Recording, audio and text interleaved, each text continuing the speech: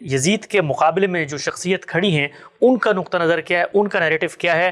کیا وہ اس کے مقابلے میں شرائعیت پر مبنی اسلام کا کوئی الگ نظم اجتماعی بنانا چاہتے ہیں؟ کیونکہ بالعموم جو نیریٹو ہے وہ یہ ہے کہ ایک فاسق، ایک فاجر، ایک متغلب، ایک ایسا حکمران آ گیا ہے جس نے مذہب اسلام کے تار و پود بکھیر دی ہیں، اور اب کسی شخصیت نے اٹھنا ہے اور اٹھ کے دین کو اس کی حقیقی صورت میں باہر کرنا ہے۔ ہم لوگ تو بچپن سے شعر بھی سنتے آئے ہیں کہ اسلام زندہ ہوتا ہے کربلا کے بعد۔ میں چاہتا ہوں ذرا کھل کے بات کریں، لوگ اب آپ کے سیاسی موقف کو اور جیسے آپ منفرد انداز میں چیزوں کو دیکھتے ہیں اپریشیٹ بھی کر رہے ہیں، بتائیے گا مجھے سیدنا حسین کا جو موقف تھا کیا وہ یہ نہیں تھا جو عام طور پہ دنیا بھر میں معروف ہے کہ ایک فاسق، فاجر، ایک بدعہد حکمران آ گیا ہے، اب اسلام کو اس کے ہاتھوں سے آزاد کروانا ہے اور حقیقی اسلام کی بازیافت ہے، اس کے لیے جدوجہد کرنی ہے؟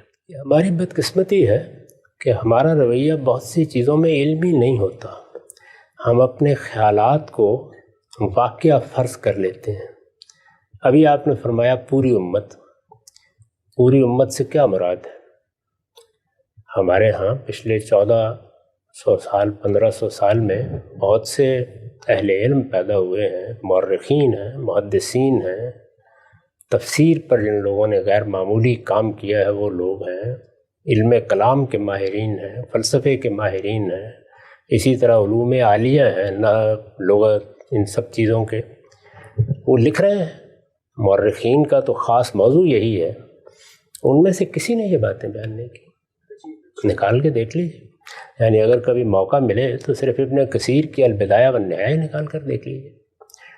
واعظ حضرات ایک افسانہ بنا کے پیش کر دیتے ہیں۔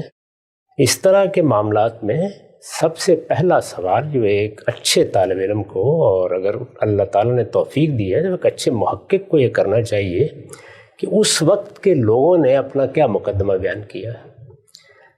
ہم جب اپنے زمانے کے سیاسی حالات کا مطالعہ کرتے ہیں تو جو سیاسی رہنما میدان میں ہیں وہ دونوں باتیں بیان کر رہے ہوتے ہیں، یعنی وہ یہ بھی بیان کرتے ہیں کہ ہم کس مقصد کے لیے سیاسی جدوجہد کر رہے ہیں، بیان کرتے ہیں نا۔ اس وقت جو ہمارے ملک میں سیاسی جماعتیں ہیں، امریکہ میں سیاسی جماعتیں ہیں، اسی طریقے سے برطانیہ میں، دوسرے ملکوں میں ہیں، ہمارے ہمسائے میں بہت سے ممالک ہیں وہاں سیاسی جماعتیں موجود ہیں۔ ان کے رہنما آپ کو بتا رہے ہوتے ہیں اور شب و روز بتاتے ہیں کہ ہم اس وجہ سے یہ جدوجہد کر رہے ہیں، ہمارے پیش نظر یہ پروگرام ہے، یہ ہمارا منشور ہے، ہم یہ بہتری پیدا کرنا چاہتے ہیں، ہمارے نزدیک معیشت، معاشرت، سیاست میں اس اسکیم کو روبہ عمل کرنے کی ضرورت ہے۔ تو ایجابی طور پر یا مثبت طور پر کیا چیزیں ہیں جو پیش نظر ہیں، اسی طرح وہ بتاتے ہیں کہ ہمارے مقابل میں جو جماعتیں ہیں، مثال کے طور پر ان کے یہ جرائم ہیں، انہوں نے کرپشن کی ہے، انہوں نے رشوت لی ہے، انہوں نے پاکستان کو بیچ کھایا ہے، انہوں نے ہندوستان میں یہ خرابیاں پیدا کی ہیں، کانگریس نے یہ کیا ہے، فلاں نے یہ کیا ہے۔ میرا مدعا یہ نہیں ہے کہ یہ سب کچھ درست ہوتا ہے، لیکن یہ بیان کیا جاتا ہے۔ تو اگر کسی کو یہ بتانا ہے کہ سیدنا علی کا مثال کے طور پر کیا موقف تھا تو وہ سیدنا علی بیان کریں گے۔ اس وقت کوئی شخص اگر یہ کہے کہ سیدنا علی کا موقف تو یہ تھا کہ رسول اللہ نے اپنے بعد مجھے حکمران مقرر کر دیا تھا، 3 حکمرانوں نے تو اس کا موقع نہیں دیا مجھے، تو اب میں نکل کھڑا ہوں، تو یہ بات اس وقت جو لوگ کہیں گے ان کے کہنے پہ مان لی جائے گی۔ آپ کو تاریخ میں جا کے دیکھنا پڑے گا کہ خود سیدنا علی نے جب خلافت سنبھالی یا جب خلافت ان کے پاس نہیں تھی تو انہوں نے اپنے بارے میں کیا بیان کیا۔ اسی طرح کا معاملہ، یہی اصول سیدنا حسین کے بارے میں ہونا چاہیے، یہی اصول سیدنا حسن کے بارے میں ہونا چاہیے، یہی اصول معاویہ رضی اللہ عنہ کے بارے میں ہونا چاہیے۔ یعنی سب لوگ اپنا کیا موقف بیان کر رہے ہیں، وہ اس وقت کی سیاست کے میدان میں ہیں، اپنی رائے بیان کر رہے ہیں، اپنا نقطہ نظر بیان کر رہے ہیں، اپنا استحقاق بھی بیان کر رہے ہیں۔ اگر کہیں بیان کر رہے ہیں تو یہ بتائیے۔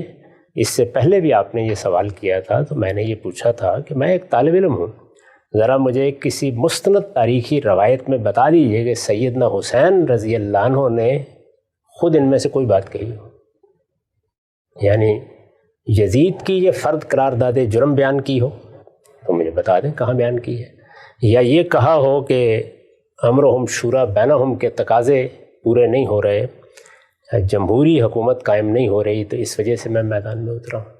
تو اس طرح کی کوئی چیز اگر کہنی ہے تو ان بزرگوں کو پہلے کہنی ہے، ہم اپنے تخیلات کے گھوڑوں پر پرواز کر کے نئی دنیایں دریافت کر کے نہیں لا سکتے۔ تاریخ یہ تقاضا کرے گی کہ آپ یہ بتائیے کہ ان کا موقف کیا تھا۔ اس وقت کی دنیا میں آپ کے سیاسی رہنما ہیں، روز اپنے موقف بیان کرتے ہیں، اس میں بھی بعض اوقات افواہیں اڑ جاتی ہیں۔ ابھی میں آج دیکھ رہا تھا کہ ہمارے ملک کے وزیر اعظم جو اس وقت وزیر اعظم ہیں، وہ یہ بیان فرما رہے ہیں کہ فلاں اور فلاں معاملے میں میرا جو موقف بیان کیا گیا ہے وہ میرا موقف نہیں ہے۔ تو بارہا ایسا ہو جاتا ہے کہ اس دنیا میں، یعنی جس میں ریڈیو ہے، ٹیلی ویژن ہے، سوشل میڈیا ہے، معلوم نہیں کیا کیا ذرائع ہیں، ایک طوفان ہے، ہر طرف کیمرے موجود ہیں، وضاحت کی ضرورت پڑتی ہے نا۔ تو میں تو وضاحت کی بات نہیں کہہ رہا، میں تو یہ کہہ رہا ہوں کہ مجھے ذرا دکھا دیجئے کہ ان میں سے کون سی بات انہوں نے فرمائی ہے۔ تو آج جو لاکھوں لوگ وہ موقف بیان کر رہے ہیں، آپ خود فرماتے ہیں اتنا بڑا جمع غفیر، ظاہری بات ہے آسمان سے اتر کے آئے نہیں، نہ کسی میدان میں جمع ہو کے سب مل کے جھوٹ بولیں گے۔ یہ لاکھوں کروڑوں لوگ دنیا بھر میں جو عزاداری کرتے ہیں، ماتم کرتے ہیں، دنیا کو یہ مقدمہ بتاتے ہیں، تو یہ مقدمہ آخر پیچھے نسلوں نے ان کو پہنچایا ہوگا۔ اب یہ دیکھ لیجئے، یہ بھی ایک دلچسپ سوال ہے۔ یعنی ایک واقعہ پیش آیا ہے جس کو غدیر خم کا واقعہ کہا جاتا ہے۔ ایک تالاب پر رسالت مآب صلی اللہ علیہ وسلم نے پڑاؤ کیا اور وہاں ایک واقعہ پیش آیا۔ اس میں جو بات کہی گئی ہے وہ بات ہمارے ہاں بھی موجود ہے، وہ اہل تشیع کے ہاں بھی موجود ہے۔ اس کو سمجھنے کا ایک عمل کئی صدی بعد شروع ہوتا ہے، اور پھر اس کے بعد وہ ایک عقیدہ بنتا چلا جاتا ہے۔ تو ہر چیز جو کہی جاتی ہے اس طرح نہیں ہوتا کہ بہت لوگ کہہ رہے ہیں تو یہ اجماع ہو گیا، تواتر ہو گیا۔ بھائی اس کو پوری تاریخ میں دیکھنا پڑے گا نا، یہ کب وجود پذیر ہوئی ہے، کب اس کی پیدا ہوئی ہے، کہاں سے ہوئی ہے، کہاں سے پھوٹی ہے، پھر اس کے بعد دیکھیں گے۔ یہ آپ کے علم میں ہے کہ میں جب سنت پر تحقیق کر رہا تھا تو دائیں بائیں سے ہر طرف یہی معلوم ہوتا تھا کہ بچہ پیدا ہو جائے تو اس کو اپنی آغوش میں لے کر اس کے کان میں اذان کہنی چاہیے، ایک کان میں اذان دوسرے میں اقامت۔ تحقیق کی تو معلوم ہوا کہ کوئی بنیاد نہیں ہے اس کی۔ مسلمان پہلی 3 صدیوں میں واقف ہی نہیں تھے ذرا سے اس سے۔ تو اس لیے اس طرح کی بہت سی چیزیں ہوتی ہیں جن کو جب آپ پوری تاریخ میں رکھ کے دیکھتے ہیں تو اس وقت یہ واضح ہوتا ہے کہ یہ چیز کیسے پیدا ہو جاتی ہے۔ ہم نے جب آنکھ کھولی تو ہمیں تو یہی معلوم ہوتا تھا کہ بس آدمی مرا ہے تو اس کے بعد گھر والوں کو بھی خرچ کر کے مر جانا ہے، کیونکہ 5-7 جمعراتیں کرنی پڑیں گی، کوئی ایک کل شریف پڑھنا پڑے گا، پھر چہلم پر جا کر کہیں نجات حاصل ہوگی۔ لیکن بعد میں معلوم ہوا کہ ان میں سے کوئی چیز بھی دین میں نہیں ہے، لوگوں کی ایجاد کردہ بدعتیں ہیں۔ تو اس لیے میں نے تو بڑی سادہ بات کہی ہے کہ آپ کی تاریخ موجود ہے نا، مثلا البدایہ والنہایہ، یہ ابن کثیر ہیں، ابن تیمیہ کے شاگرد ہیں، 8ویں صدی ہے۔ بھائی 8 صدیوں تک مسلمان امت کو اگر یہ پتہ نہیں تھا تو اب کیسے معلوم ہوا؟ تو ذرا دکھائیے مجھے۔ اس میں پورا موقف بیان کیا انہوں نے، ایک پورا باب ہے جس میں وہ بیان کرتے ہیں کہ کیا مسئلہ ہوا، کیسے نکلے، پھر کربلا کا واقعہ کیسے ہوا، اس کی تمام تفصیلات بیان کی ہیں انہوں نے۔ تو مجھے ذرا دکھا دیجیے اس میں کسی جگہ۔ میرے دل میں ایک بات ہے اور ایسا ہونا چاہیے، میرا ایک رومان ہے، میں اس کو دیکھنا چاہتا ہوں، یہ انہیں بیان کرنا تھا۔ وہ بڑی غیر معمولی شخصیات ہیں، بڑی زیرک شخصیتیں ہیں۔ میرے نزدیک تو اس کا کوئی امکان ہی نہیں تھا میرے بھائی۔ اگر سیدنا علی بھی دنیا میں رہتے تو موروثیت ہی ہونی تھی۔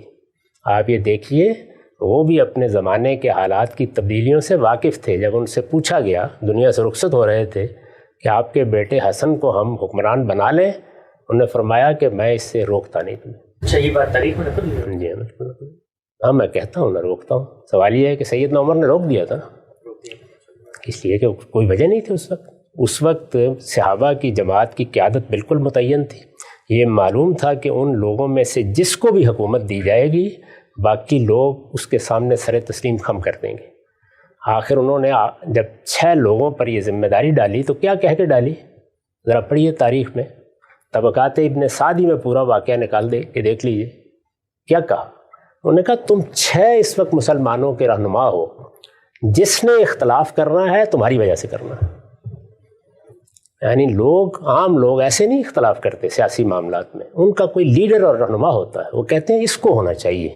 اس وقت بھی دیکھ لیں، پاکستان میں میں انگلیوں پر گن سکتا ہوں کون سے لیڈر ہیں، جہاں کہیں بھی آپ لوگوں سے پوچھیں گے انہی کے بارے میں لوگ کہیں گے کہ ان کو ہونا چاہیے۔ یعنی اگر آپ کوئی سروے کریں تو لوگ بتا دیں گے آپ کو۔ تو جن لوگوں کو ہونا چاہیے وہ انہوں نے فرمایا یہ 6 ہے. یہ 6 کوئی شورا نہیں تھی, یہ کوئی پارلیمنٹ نہیں تھی, یہ 6 وہ لوگ تھے جو خلافت کے امیدوار ہو سکتے تھے. تو انہوں نے کہا کہ تم بیٹھ کے فیصلہ کرو, پہلا فیصلہ تمہیں کرنا ہے کہ تم کس پر اعتماد کرتے ہو. اور آپ دیکھیے وہاں کیا ہوا. عبد الرحمن بن عوف نے بیٹھتے ہی یہ کہا کہ بھائی پہلے تعداد کم کرتے ہیں, 3 کے حق میں دستبردار ہو جائیں. ان کے ایما پہ ہو گئے, باقی 3 رہ گئے. انہوں نے کہا میں اپنے آپ کو خود دستبردار کرتا ہوں, مجھے حق دے دو کہ میں تم دونوں میں سے فیصلہ کرتا ہوں.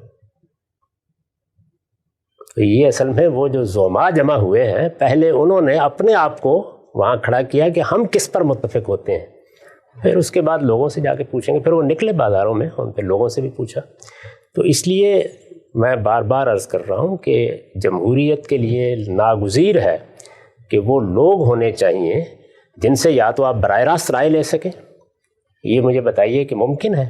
یہ تو اب سے 100 سال پہلے ممکن نہیں تھا, ابھی ممکن ہوا ہے. نئے مواصلات کے ذرائع پیدا ہوئے ہیں. ایک بڑی سلطنت میں آپ پورے امریکہ سے چاہیں تو ووٹ لے لیں, رائے لے لیں. تو یہ ووٹ لینا کو یہ نہیں کہ انسان کو سوجا نہیں, کیسے لی جائے. پرانے طریقے یہی تھے, قبیلے ہیں, ان کے سردار جمع ہو جائیں سارے کے سارے, چلیے ان کے درمیان میں اگر اتفاق ہو جاتا ہے. ابھی آپ افغانستان میں, آپ کو یاد ہے نا, ایک جرگہ ہوتا ہے خاص, قبائلی سرداروں کا جرگہ ہے, وہ بیٹھ کے فیصلہ کر دے گا. رسول اللہ صلی اللہ علیہ وسلم کے بعد کیا ہوا, آپ کی دعوت نے مہاجرین اور انصار میں ایک قیادت پیدا کر دی. گن کے دیکھ لیجیے وہ کون لوگ تھے. ابو عبیدہ بن الجراح ہیں, معاذ بن جبل ہیں, صدیق و فاروق تو خیر گلہائے سرسبد ہیں, سیدنا عثمان ہیں, سیدنا علی ہیں, زبیر رضی اللہ عنہ ہیں, طلحہ, یہی لوگ ہیں. عبد الرحمن بن عوف ہیں. یہ کوئی 8 10 12 لوگ ہیں جن کے بارے میں معلوم ہے کہ یہ اس وقت اصل میں مسلمانوں کی وہ جو جماعت پیدا ہوئی ہے کہ 1,20,000 کے قریب زیادہ سے زیادہ تعداد بیان کی جاتی ہے. ہمارے ہاں ایک چھوٹی سی کانسٹیٹنسی میں 2-2.5 لاکھ 3 لاکھ لوگ ہوتے ہیں, 1,20,000 کے قریب لوگ ہیں, اور جزیرہ نما عرب کی حد تک ہے. تو یہ لوگ فیصلہ کر دیں گے, لوگ مان لیں گے. اور یہ سب کے سب ہجرت کی وجہ سے مدینہ میں جمع ہوئے تھے. اسی لیے مدینہ ہی کی حد تک لوگوں کی رائے, لوگوں کی یعنی ان زعما کی رائے لینا بالکل ممکن تھا. صورتحال تبدیل ہو گئی, صحابہ پھیل گئے, تابعین کی بڑی جماعت وجود میں آ گئی, سلطنت 3 بر اعظموں تک پہنچ گئی, لاکھوں لوگوں کا اضافہ ہو گیا. اب اس کے بعد کیا طریقہ اختیار کیا جائے؟ تو کوئی طریقہ نہیں تھا. جس کے ہاتھ میں بھی اقتدار آتا اس کو ملوکیت ہی قائم کرنی تھی, کوئی اور چارہ نہیں تھا. اچھا ذرا لیڈروں پر نگاہ ڈال کے دیکھیے, یعنی باقی سارے کے سارے لوگ دنیا سے رخصت ہو گئے تھے. لیڈر کون تھے؟ جب یزید کی نامزدگی ہوئی ہے, ابو بکر کے بیٹے عبد الرحمن رضی اللہ عنہ, عبد الرحمن بن ابی بکر, یعنی وہ لوگ معاویہ رضی اللہ عنہ گن کے بتایا نا کہ یہ لوگ ہیں جن کے درمیان اختلاف ہوگا. عمر رضی اللہ عنہ کے بیٹے عبداللہ ابن عمر, دیکھیے نا, زبیر رضی اللہ عنہ کے بیٹے عبداللہ ابن زبیر, علی رضی اللہ عنہ کے بیٹے حسن اور حسین. تو بھائی موروثیت وجود میں آ چکی تھی, کوئی چارہ نہیں تھا اس کے سوا. یاد رکھیے ہمیشہ, اگر آپ ایسے نمائندگان یا ایسے ریپرزنٹیٹیو کا ایوان نہیں بنا سکتے کہ جس پر لوگوں کا اعتماد ہو اور یہ کہا جا سکے کہ یہ فی الواقع ریپرزنٹیٹیو نمائندہ لوگ ہیں, اگر نہیں بنا سکتے جمہوریت نہیں آ سکتی. پھر ملوکیت ہی آئے گی, وہی بہترین نظام ہوتا ہے. سیاست میں پہلا فیصلہ سیاسی استحکام کے حق میں کیا جاتا ہے. تو اس لیے جو بھی آتا اس کو یہی کرنا تھا. وہ بڑے زیرک لوگ تھے, وہ حالات کو دیکھ چکے تھے, جو کچھ تبدیلی آ گئی تھی اس کو بھی دیکھ چکے تھے, اس میں کوئی اور راستہ ہی نہیں تھا. یہی اس وقت کے رہنما تھے. سب کے سب ان جلیل القدر لوگوں کے بیٹے ہیں جو اقتدار سنبھال چکے تھے اس سے پہلے, یا جن کی کوئی حیثیت تھی اس معاملے میں. تو اس لیے میرے نزدیک یہ صرف رومانوی باتیں ہیں, ان کی کوئی حقیقت